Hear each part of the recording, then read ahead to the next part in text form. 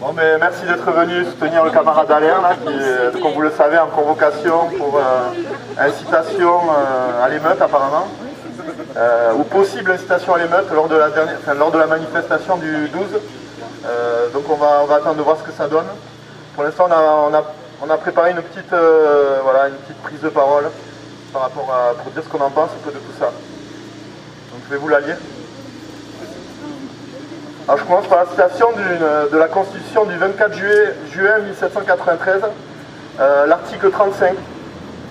Quand le gouvernement viole les droits du peuple, l'insurrection est, pour le peuple et pour chaque portion du peuple, le plus sacré des droits et le plus indispensable des devoirs. Voilà, ça c'était quand la bourgeoisie française était encore révolutionnaire, donc il y a bien longtemps. Nous, ce que nous voulons dire, c'est qu'il n'y a pas de hasard dans la politique de répression, et nous ne prenons pas à la légère cette attaque. Surtout qu'elle s'inscrit dans une longue liste que subit Libertat depuis plusieurs mois. Procès pour la fête de la musique, pour affichage, affaire pour insulte à préfet, qui est toujours en cours, plainte de la police pour agression sur un flic, et aujourd'hui incitation à l'émeute. Demain, on va sûrement nous accuser d'être responsables du réchauffement climatique. Qui sait? Comme je le disais, Alain n'est pas là par hasard. Ni les centaines d'arrestations, de gardes à vue, ni les 30 personnes emprisonnées depuis le début du mouvement ne sont dues au hasard. Ils sont une tentative claire et réfléchie de briser le mouvement populaire contre la loi travail. Un mouvement qui n'en finit pas de durer. Voilà ce que nos maîtres nomment démocratie. Une bande de politicards serviles au service d'un tout petit nombre de capitalistes protégés par une horde de flics. On nous parle de légitimité, de représentativité, de liberté de circuler ou d'expression, de souveraineté du peuple et autres blabla. Mais la réalité est là, ils n'en ont rien à faire de nous. Un président peut continuer à exercer avec 15% d'opinion favorable, un premier ministre peut faire passer des lois que 75% du peuple refuse. Voilà où nous en sommes. Voilà ce qu'est la démocratie bourgeoise, la dictature d'une minorité. Voilà ce qu'est la citoyenneté sans pouvoir, une impuissance qui crée le dégoût de la chose politique, amène le désespoir et le repli sur soi. Tout ça crée les conditions objectives pour la renaissance du fascisme. Arrêter Alain, c'est dire à Libertat, mais aussi à tous ceux et celles qui luttent avec sincérité et combativité que nous sommes dans le bon chemin. Et oui. C'est reconnaître que nous portons depuis 2 mois et demi, ce que nous portons depuis 2 mois et demi est dans le vrai. Il n'y a pas eu de casse ni d'émeute, à peu que je sache, mais nous voyons bien qu'il suffit d'être combatif et de porter un discours radical pour devenir des ennemis de cette démocratie, de ce système. On peut dire qu'il est beau l'esprit Charlie, et la liberté d'expression que tous les pourritures de ce monde étaient venus soi-disant défendre à Paris le 12 janvier. Je ne sais pas si vous vous rappelez de la banderole de tête avec les dictateurs africains, les Sarkozy et compagnie, et Netanyahou, mais apparemment c'est à degré variable.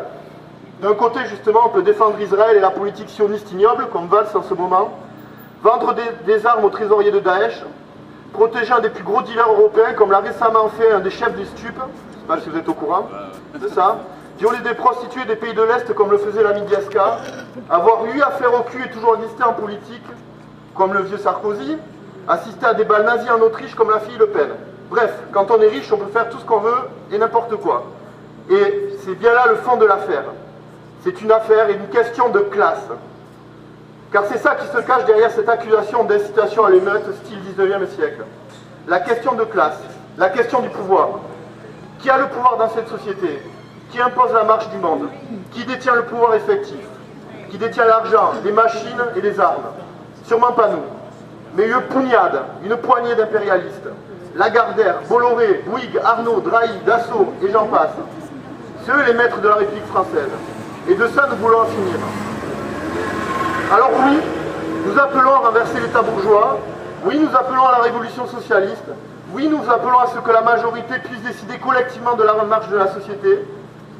Oui, nous appelons à dégager ces escrocs, ces pourritures, ces vendus, tout ce que nous nommons classe politique.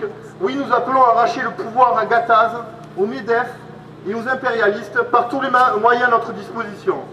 Oui, nous appelons à la fin de la République bourgeoise et de son État, de sa police et de son armée.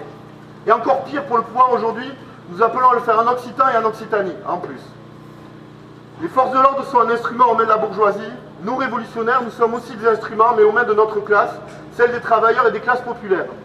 On peut détruire des instruments, mais ils se reforgeront incessamment. Leurs maîtres sont quelques-uns et nous sommes tous. Nous sommes des millions, nous sommes ceux qui créent la richesse, et nous sommes ceux qu'on méprise, comme récemment avec le 49-3. Face à la répression, la fascination de la société, face aux attaques contre nos droits démocratiques, il n'y a qu'un seul moyen, qu'une seule voie, s'organiser politiquement. Il n'y a pas de secret et il n'y aura pas de miracle. Seule l'organisation politique des gens peut mettre un frein à toutes ces attaques. Seule l'organisation politique sera à même de leur prendre le pouvoir et de créer une société juste et émancipée. Mais quoi qu'il en soit aujourd'hui, nous devons rester mobilisés. Nous pouvons gagner ce mouvement, car c'est ça qui est important aujourd'hui. C'est possible. Regardons, les raffineries sont bloquées, partout des gens bloquent leur usine. Nous aussi, nous devons bloquer les flux économiques ici à Pau. Même si les enjeux sont moindres ici, nous devons occuper la rue et soutenir le mouvement. Assez des discours creux autour d'une soi-disant unité syndicale ou des convergences de lutte. Nous ne pouvons pas attendre la lutte, car la lutte est maintenant, avec les gens qui luttent. Nous appelons donc toutes et tous à continuer la lutte jusqu'au retrait total de cette infamie. Nous exhortons à rester mobilisés malgré la fatigue, la tentation à la déprime et malgré la réalité des consciences actuellement. Car nos luttes aujourd'hui créent les conditions pour d'autres demain. Nos luttes sont des graines qui feront jaillir une forêt qui écrasera le vieux monde. Nous sommes peu nombreux aujourd'hui encore, c'est vrai, mais nous sommes tous, en ce sens que c'est les gens qui luttent qui font l'histoire. Maintenir notre haut niveau de combativité malgré un environnement difficile, c'est leur montrer que nous ne sommes pas des esclaves et que c'est mettre les meilleures chances de notre côté. Dans quelques années, quand nous aurons relâché leur pouvoir, on pourra lire dans les livres d'histoire que ce mouvement était une rupture.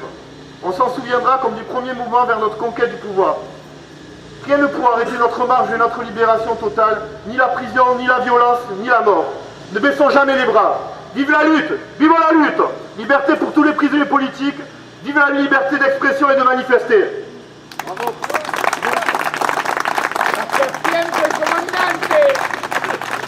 Si des gens veulent s'exprimer, voilà, il n'y a pas de souci.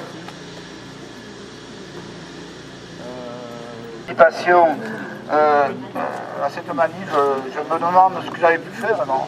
Et donc pour plus de précision, bon, pour voir le moment où ils peuvent dire des choses contre moi, c'était le 31, quand la police a chopé un jeune à la galerie Bouscaïrol en face de la préfecture, parce qu'il aurait balancé les œufs, c'est le contexte. Hein. Et donc, on aurait pris un sale coup de matraque par des flics en civil. On se demandait même si c'était des fachos, ils étaient en civil, armés, bon, enfin, bref. Et donc, du monde s'est rassemblé pour que ce jeune ne soit pas arrêté. Donc, je faisais partie du groupe où il devait y avoir 150 personnes. Et moi, la date qui disait, il m'accusait sur ce truc d'appel à riposter, enfin, un truc bidon quoi en fait. Hein, pour le truc de Cyril, enfin, cette violence policière. Tout le monde gueulait, je gueulais avec les gens comme le coup classique quand, voilà, quand on crie des slogans dans un moment précis, pas plus. Donc voilà. Par rapport à Cyril, il faut dire que Cyril... Et oui, alors donc Cyril qui est là,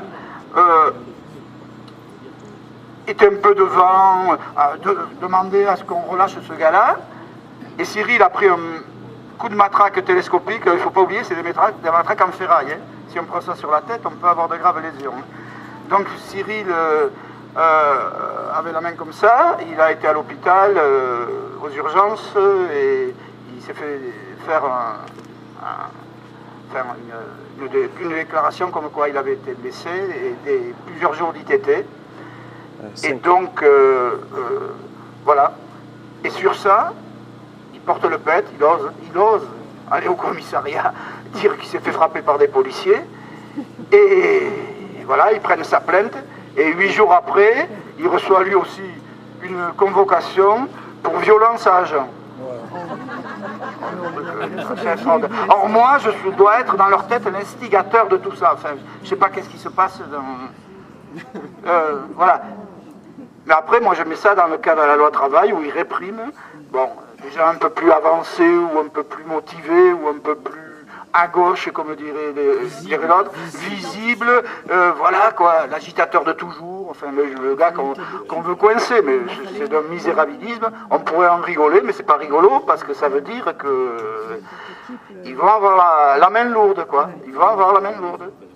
Quand on voit ce qu'ils ont pu faire ce matin en débloquant le truc avec 40 camions de flics, des drones, des hélicoptères, les flashballs, les... Mais ils ne pourront pas mettre 40 camions à tous les points de manifestation en même temps. Voilà, donc... Ce sera notre force. Donc, Vous continuez voilà. à pousser le truc. Donc jeudi matin, rond-point de lac, blocage. Ah bon, c'est dit. Et voilà. Et c'est bien d'être venu. Voilà. Mais c'est pas pour moi, enfin, pas que je m'en fous, mais ça me faisait pas peur, quoi. Mais c'est sûr, ce sont des choses qui peuvent, dans l'esprit des gens, ou pour des gens pas trop habitués, mais j'ai rien fait de spécial, mais recevoir une convocation, incitation à l'émeute, c'est quand même... Ils là, quoi. Voilà, une citation, avoir pu, l'avoir imaginé, l'avoir pensé, enfin c'est un truc assez délirant, quoi, dans l'intitulé. Mais voilà, quoi. Enfin, ils me font cet honneur, quoi. C'est vrai que moi j'incite à la lutte, et à la révolte et à la révolution sociale. Moi, il faut pas... La chose positive aujourd'hui, c'est qu'on est tous là, dégonflés, on est sûr qu'on ne va pas continuer, n'est-ce pas? Voilà. On a peur. Hein. Parce qu'on a tous peur. Voilà. Voilà. Bon, je dis pas je vous remercie, ouais, c'est bien d'être venu. Mais bon, c'est mieux que d'y aller tout seul comme un con, quoi. Voilà.